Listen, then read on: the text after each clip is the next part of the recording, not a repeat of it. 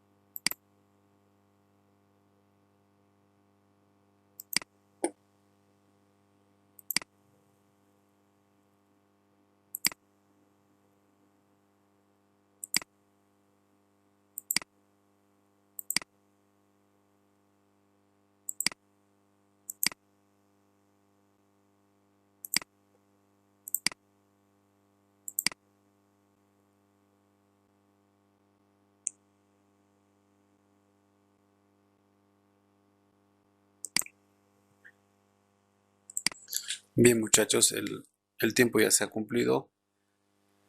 Entonces vamos a hacer una explicación de la práctica como ya estábamos adelantando. ¿Sí? En este caso, por favor, voy a compartir la pantalla. Me confirman si se logra ver, por favor.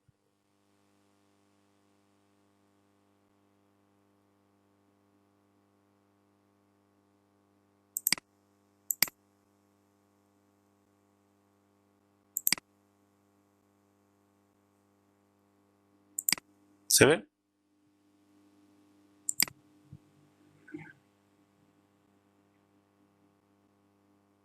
Bien.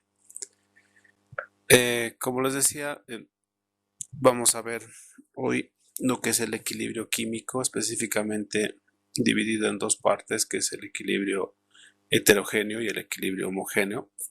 De acuerdo a la guía que ustedes han podido observar, en el equilibrio heterogéneo, pues en realidad se está trabajando con varias fases. Ya, o sea, a eso se va a referir con lo que viene a ser homogéneo, heterogéneo.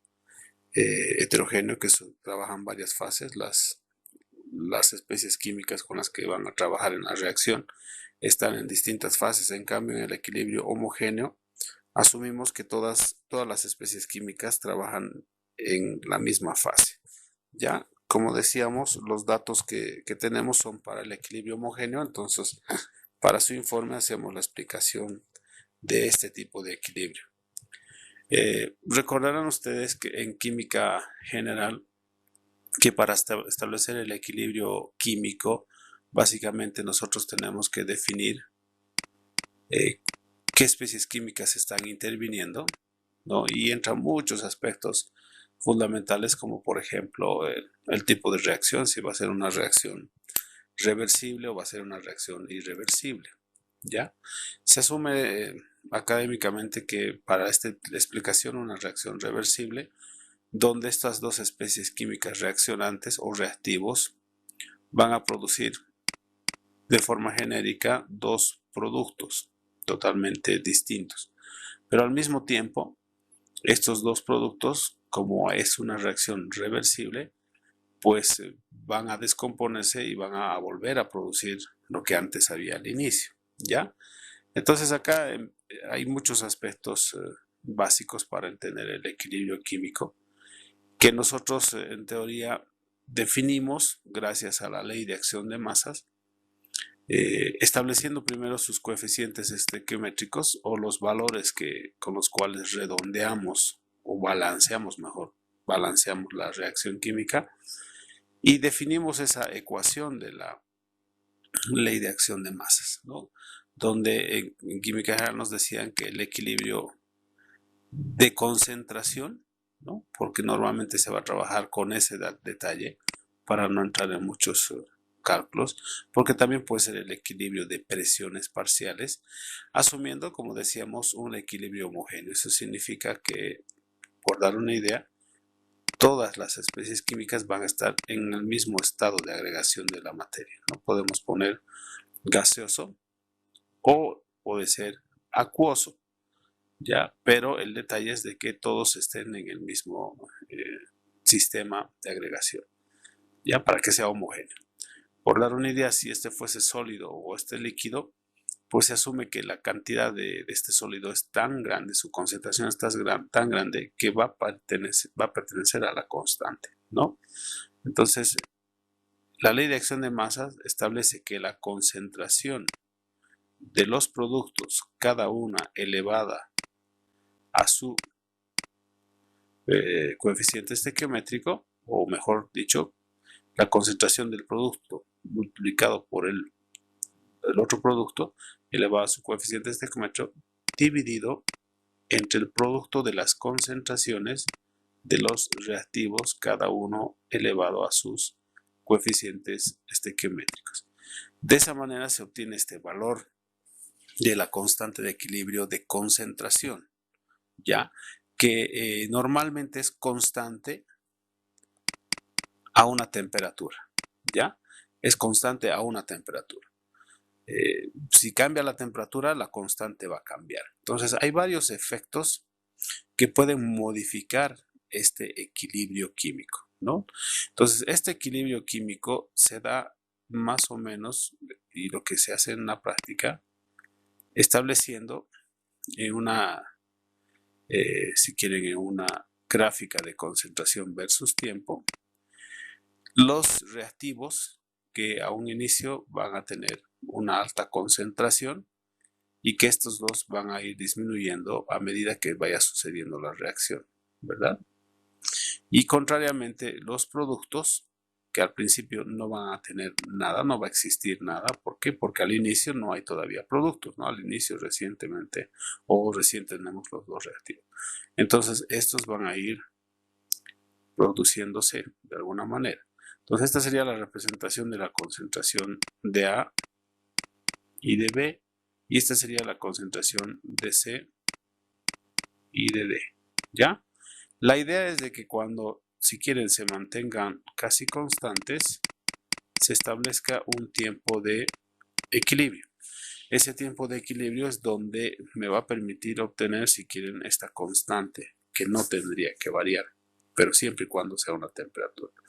Y dos detalles que ustedes pueden observar de la característica de la reacción reversible, que tanto A y B nunca van a llegar a ser cero, ¿no? No van a desaparecer en el tiempo.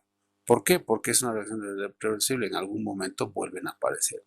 Y C y D no va a ser mayor de lo que había al inicio, mayor que A y B, ¿no? Entonces son conceptos muy sencillos que se establece en función a una ley que se conoce como el principio de Chatelier, ¿no? Que es básico para establecer las perturbaciones, que era una de las preguntas que se les hacía en el examen previo.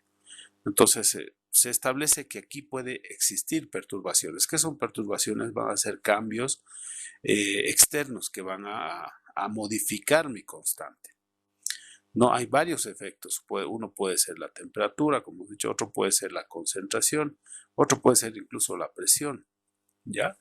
Entonces, en esos casos, estas perturbaciones del equilibrio químico se va a modificar, pero hay un principio que nos dice que una vez modificada de forma externa, el equilibrio químico va a tratar de reacomodarse de tal manera que vuelva nuevamente a este equilibrio de balance, si quieren, ¿ya? Entonces, eso fue establecido como el principio de Le Chatelier por el químico francés, que en este caso fue influenciado por una filosofía positivista del físico Auguste Comte y trató de asemejar, digamos, darle un contexto idéntico a este principio positivista de Auguste Comte para el equilibrio, ¿no? Entonces, eso es lo que trabajó Louis de Le Chatelier y que hasta ahora se mantiene y se explica todos los principios del equilibrio químico, que también sirven mucho como base y que, aunque ya hemos visto a Gibbs en la ley de los grados de libertad, Gibbs asume este principio para el cálculo de la energía libre de Gibbs a partir de la constante de equilibrio. Eso ya es en termodinámica, ¿ya? Entonces hay varios detalles que se establecen para poder encontrar el mismo. Entonces nuestra práctica básicamente va a ser encontrar esa constante, ¿ya? Esa constante de equilibrio que lo vamos a llamar K sub E, para un sistema homogéneo que se va a llevar en una sola fase, porque obviamente todos están en el mismo estado de agregación. ¿En qué consiste la práctica? La práctica para este sistema de equilibrio homogéneo dura casi una semana. O sea, la reacción que se va a trabajar dura una semana, pero bueno, la práctica es muy sencilla para poder trabajar y los datos que requerimos, si quieren, siempre se tarda más en esta práctica porque va a durar la reacción casi 7 días, ¿no? Entonces, ese tiempo de equilibrio que decíamos va a ser un tiempo de reacción. Eso es bien importante establecer, ¿no? Entonces, lo que hacemos es agarrar recipientes de vidrio o envases de vidrio muy pequeños para introducir, en este caso, los reactivos, que va a ser el ácido acético, el etanol, y tal vez producir el acetato de etilo y agua. Y además usamos una cantidad de ácido clorhídrico que va a funcionar como catalizador. Y eso es lo que no habíamos mencionado antes en esta explicación, ¿verdad? En los efectos que va a tener el principio de Chatelier, como les decíamos, la temperatura, el volumen y la presión. Además se considera al catalizador como un efecto también, pero que no va a ser, digamos, de un cambio sustancial de la constante. No se olviden que el catalizador en realidad es un acelerador de la reacción. En realidad, si quieren, no va a afectar en los productos como tal, ¿ya? Entonces, estos componentes se los van a introducir en ese botelloncito, en ese recipiente, y se los deja reposar durante 7 días. Como vemos, va a suceder la reacción y luego lo que tenemos que hacer es determinar la constante de equilibrio para cada recipiente. Entonces, para constatar que existe un equilibrio, un tiempo de reacción y un equilibrio químico a cierta temperatura constante, pues modificamos los volúmenes, ¿no? Entonces, en ese caso, en los datos que ya les he publicado, van a ver ustedes que se van a variar los volúmenes, especialmente de los reactivos, y en algún caso la cantidad del producto, ¿no? Aquí tenemos la representación del ácido acético, del etanol, del acetato de etilo, del agua, y obviamente que el volumen del catalizador va a ser constante en todos los casos. Una vez que pasen los 7 días, pues obtenemos el producto, ponemos un atrás y lo vamos a titular para encontrar la constante. Entonces, la reacción que va a suceder, como les decía, es el ácido acético y el etanol para producir el acetato de etilo y agua. No, como esta es una reacción reversible, pues obviamente en algún momento se puede producir ácido acético también. Es por eso que se modifican, si quieren, esos volúmenes, ¿no? Y aquí está la representación del ácido clorhídrico como catalizador.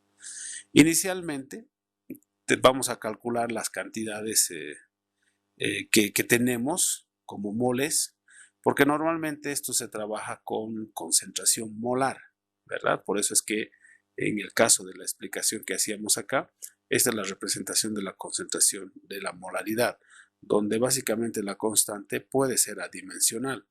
En realidad académicamente se asume como una constante adimensional, pero si ustedes pondrían los valores de concentración, dependiendo de los coeficientes estequiométricos, podríamos tener unidades de molaridad o el inverso de molaridad, ¿no? De litros mol, o lo que vendría a ser molaridad mol por litro, ¿ya?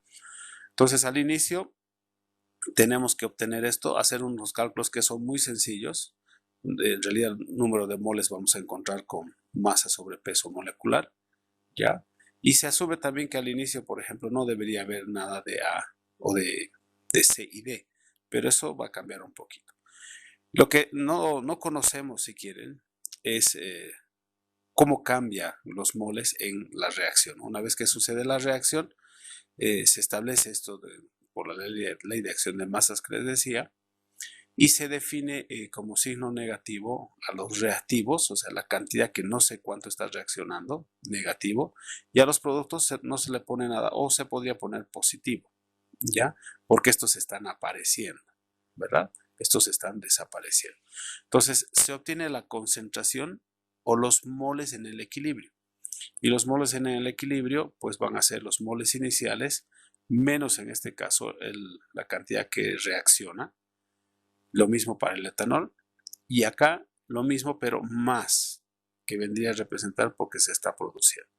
Estos mismos representamos en la constante que veíamos de la constante química de concentración, de equilibrio, y se representa por el producto de los productos, como decíamos, cada uno elevado a su coeficiente estequiométrico, que en este caso está, si quieren, igualado a 1, ¿ya? Y sobre los productos de los reactivos, ¿ya?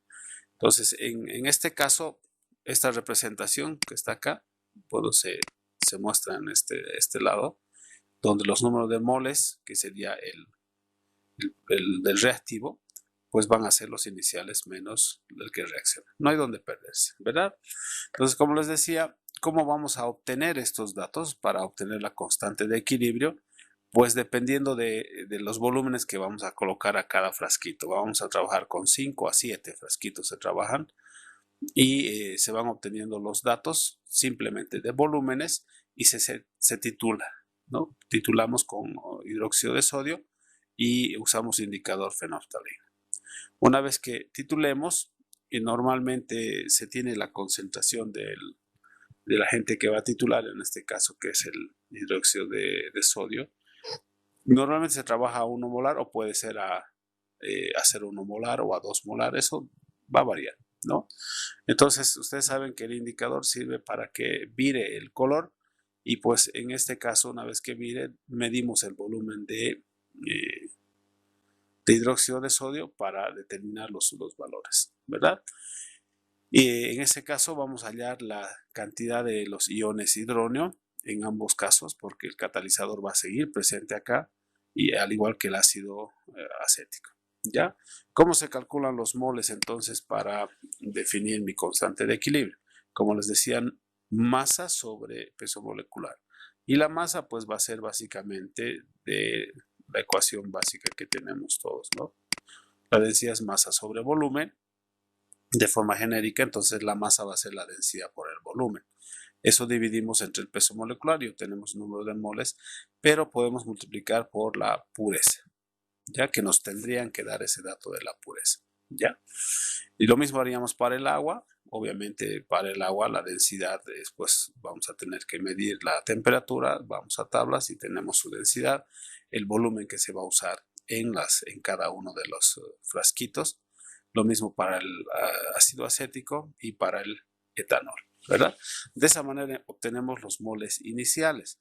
El detalle va a ser el trabajo ya casi de gabinete para encontrar la cantidad reaccionante, ¿no? Ya sea el menos X o el más X, que no tendría que variar, solamente el signo. Entonces, este es un ejemplo de algunos datos. Seguramente tal vez cambien en los datos que tengamos por la pureza, ¿no? Aquí tenemos la densidad de ácido acético de 1,05 gramos por centímetro cúbico al 98% de pureza, o para el agua de 1 al 100% de pureza, ¿ya? Donde finalmente los cálculos de gabinete son los siguientes. Establecemos los moles hidróneos, si quieren, que se va a generar, que van a ser iguales a los moles del oxidrilo de la reacción, en este caso de separación del hidróxido de sodio para la titulación, y donde para determinar esto trabajamos con la cantidad de la concentración de la bureta y el volumen que se usa para titular, ¿no? Entonces, en función a eso, pues se definen esas cantidades como los moles del ácido acético y los moles del ácido clorhídrico. ¿Sí? En ambos casos se tienen estas relaciones, sus concentraciones, su volumen y los moles del ácido acético como tal para determinar la misma, ¿no? Una vez que determinemos de esta manera la cantidad de moles de ácido acético, pues despejamos el X, ¿no? Y con ese valor de X, pues retornamos a la ecuación de la constante de equilibrio para poder encontrar la misma. Entonces, los datos que vamos a ir variando, si ustedes observen, van a ser diversos. En el primer frasquito se pone 1 mililitro de ácido acético, 0,5 mililitros de etanol. No se pone nada de esto porque va a suceder la reacción si quieren. Y se pone el catalizador casi siempre en el mismo volumen, si ustedes observan, ¿ya? En el segundo frasco se varían los volúmenes y se mantiene el del ácido clorhídrico, y lo mismo en el tercero, cuarto, quinto, etc. La idea es que hagamos todo el cálculo restante, ¿sí? Que ustedes para su informe de hoy hagan todo este procedimiento, calculen el X y apliquen la ecuación que hemos anotado acá. Esta ecuación, ¿verdad? Esta que está aquí, para obtener la constante de equilibrio. Esa constante de equilibrio tendría que ser la misma. O sea, para verificar si nuestro informe y obviamente la práctica que hemos realizado ha sido correcta, es que estas constantes no tendrían que ser muy distintas, para no decir que deberían de ser iguales. ¿Ya?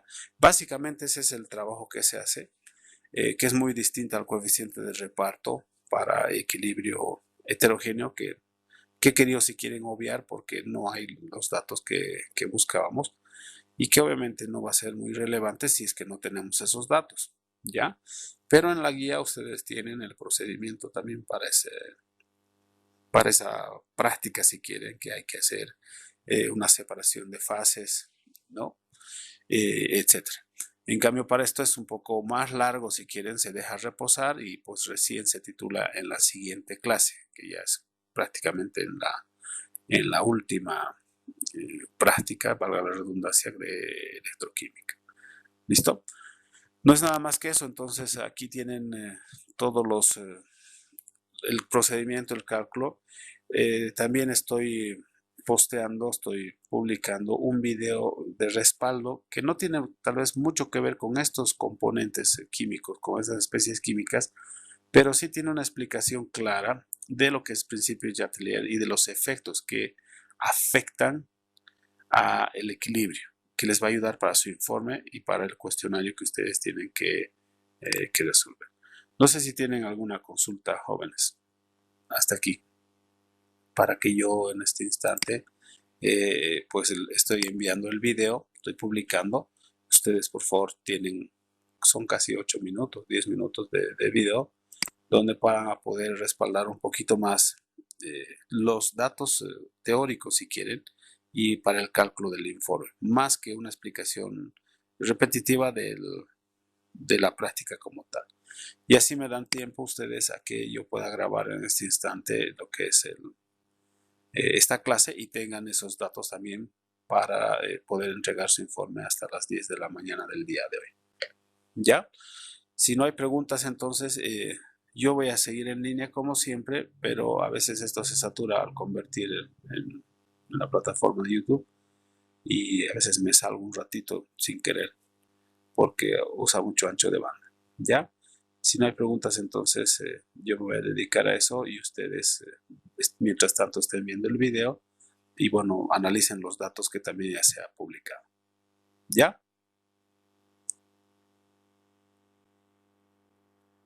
Entonces, insisto, no hay dudas, yo los dejo con la misma premisa. Ustedes no es necesario que sigan conectados, pero sí es necesario que envíen en el tiempo definido su práctica, su informe, perdón. ¿Ya, muchachos? Bien, entonces les envío enseguida la grabación de esta clase. Muchas gracias, jóvenes, cuídense.